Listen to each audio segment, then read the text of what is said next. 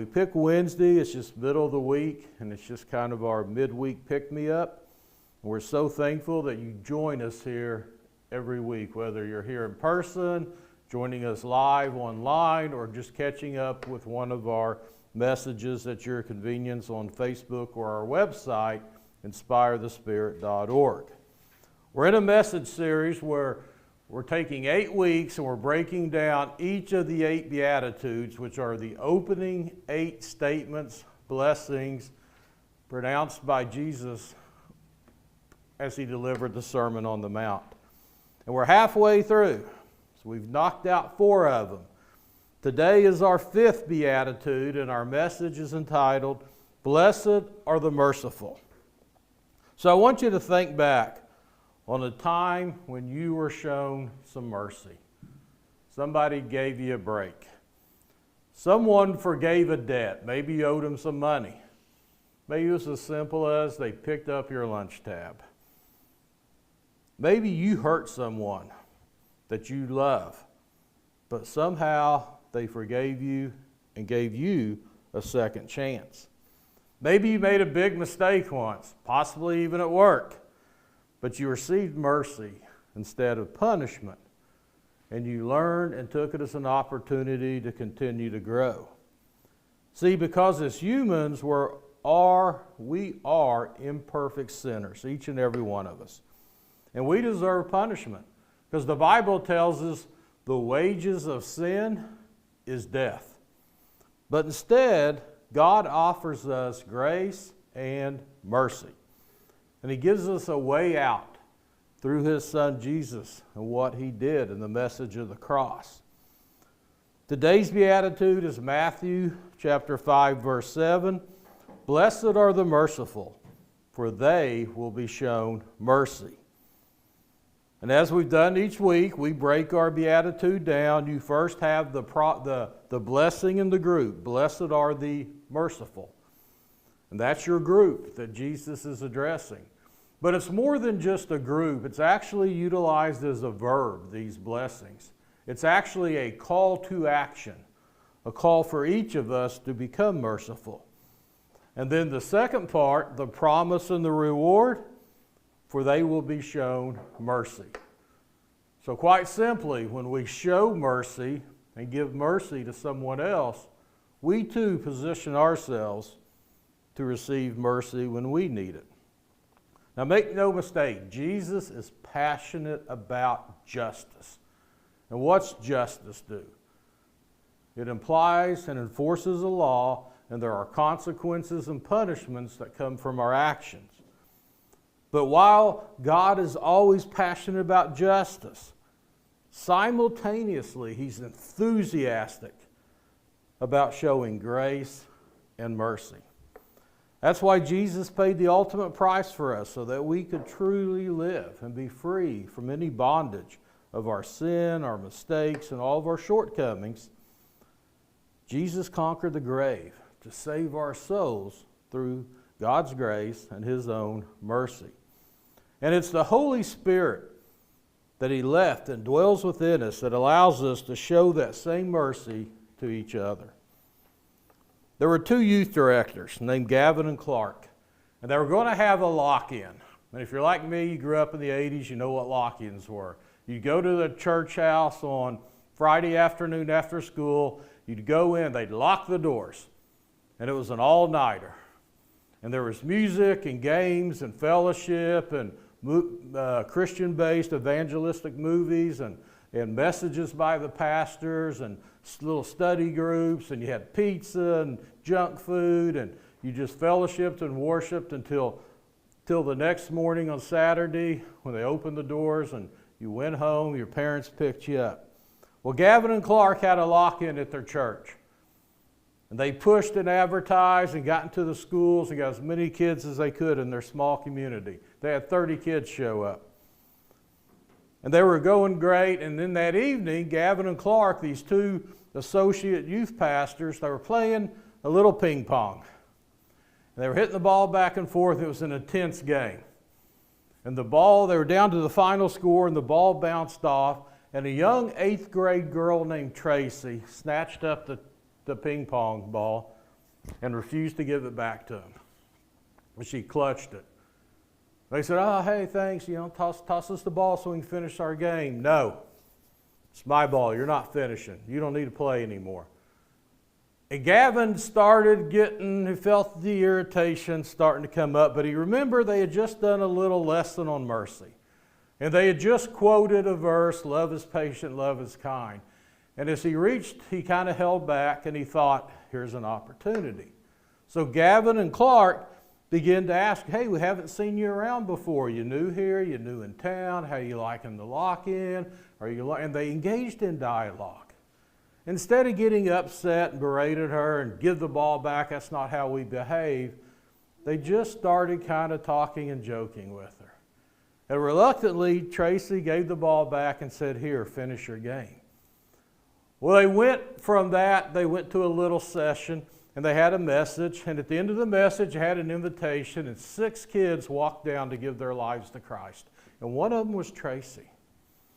And Gavin and Clark kind of looked at each other. And after the service, the head preacher gave an opportunity for anybody in the room, for kids, if they wanted to share a testimony. And this little reclusive 8th grade girl that no one really knew much about came up to the microphone to give a testimony, and she said, I come from a home that doesn't believe in God. I've never been to church. I'm not even sure why I showed up tonight, but I just came. And something happened earlier. You see, my whole life, no one paid attention to me. So I got attention by acting out and doing bad things and making people mad at me, so at least they knew I was existent. But these 2 guys showed me something different tonight. They kind of raised their eyes. Uh-oh, she's calling out Gavin and Clark. They had an opportunity to get mad, but they showed me something different. And I decided I wanted whatever they had. You see, we never know how an act of mercy and a little patience and kindness can change the course and direction of someone's life. Now let's be clear, grace and mercy are similar, but they're not the same. Grace is getting what you do not deserve. Mercy is not getting what you do deserve. So think about it this way. Grace is receiving something. Mercy is avoiding something. I remember it like this. Grace is a G, so I'm getting something. I don't deserve it, but I'm getting God's grace and salvation. Mercy, M, I'm missing out on something. I deserve punishment. I deserve a consequence, but because of God's mercy, I'm avoiding that. Ephesians chapter 2, verses 4 through 5 says, but God is so rich in mercy, and He loves us so much that even though we were dead because of our sins, He gave us life when He raised Christ from the dead. It is only by God's grace that you have been saved. As followers of Christ, we are called to be merciful. Yes, even when someone has wronged you. Yes, even when they do not deserve your kindness. And even when you don't feel like showing them any mercy. I want you to think of one person. Someone that's wronged you in life. The relationship went south. Somebody betrayed you. Somebody offended you, hurt you badly. Think of that one person. We all have somebody. And then think about the story of the sheep, and when the one sheep strayed out of 100, and how Jesus left the 99 to go back after that one sheep. We're called to be like that. We can stay with the 99 friends, but we're called not to forget the person that's hurt us, the person that's done us wrong. You see, God shows us great mercy, so now we can extend that same mercy to others. In the 1990s, there was a powerful story about, there was a teacher, he was a 7th grade teacher, and he was in Seattle. He took a new job, and he goes to the Seattle school system from outside town, And he got there and he starts school and he's teaching special ed and he's helping underprivileged kids and kids with learning needs and physical disabilities. And early in the school year, he finds out he and his wife have a young baby. They have 2 kids, and the youngest baby has a rare form of bone marrow cancer and has 6 months to live. He needs a bone marrow transfer, a surgical procedure, and the cost is $200,000 back then. But there's a clause in the insurance with him. He took a new job and has new insurance. The insurance would not cover transplants and surgical procedures until he had been employed for a year. Well, he doesn't have a year. His kid only has 6 months. And he's going to have to pay the $200,000 out of pocket. Word spread through the school quickly of this dilemma. And Mr. Jeff Leland, this teacher, had a young boy named Damien in his class who was in his special ed class, had some learning disabilities, but he had some severe physical disabilities too. And his legs were weak and they were crooked, and he walked with a severe limp. And quite honestly, he was an outcast. He was made fun of. He didn't have a great home life. But this little boy really liked Mr. Leland. So one night, he shows up at Mr. Leland's house and he knocks on the door at dinner time. Mr. Leland opens the door, surprised to see Damien there. And Damien, this 7th grade boy, says, "Mr. Leland, I heard about your baby boy and I don't want him to die. I know it's a lot of money. I don't have a lot, but I want you to have this." And he handed him 12 crinkled $5 bills, $60. Well, Mr. Leland doesn't really know how to respond. Kind of caught in an awkward position, so he goes, "Would you like to sit down and have dinner?" "Sure. Don't always get dinner at my house." So they sit down for dinner, and the family holds hands, and they pray, and they have dinner. Damien had never seen a family sit at a table and pray before they ate dinner. Well, over the course of the next several weeks, Damien and the Leland family, they kind of befriended him. They started taking him to church. He'd come by and check on the baby. And during this process, word got back to the school about Damien's act of mercy and giving up his life savings of $60. Well, the school, the kids got together and said, "We're going to start a fundraiser. We're going to help Mr. Leland raise $200,000. And we're going to make Damien in charge." The kid that was an outcast and made fun of was called in, and he moved those students' heart to the point they said, "You're in charge. You're going to lead us in this endeavor. You're the poster child. You're the man." And Damien was so pumped up. And they did a walk-a-thon. They did a bake sale. They did the car wash thing. The school newspaper printed a big article, and the local newspaper picked up on it and ran this big story. And soon every little business in and around the school was having jars at the cafe registers, and everybody was raising money. And it started with $60 of seed money. Well, they were 4 weeks out, and they're still short, and they're still trying to raise money. And all of a sudden, they set up a bank account, and all of a sudden, $10,000 checks started coming in from people in the community. And corporations started donating. And the news picked up on it and ran a big full-blown news story. How a young special ed student named Damien, with one act of passion and mercy, had started this community rallying around this teacher and their child. And just a few weeks before that deadline, when the surgery had to be done, they had $220,000. And they had the surgery, and Mr. Leland's little boy lived and was very healthy and alive today. A few weeks after the surgery, Damien died from severe complications from an infection he had developed in his legs.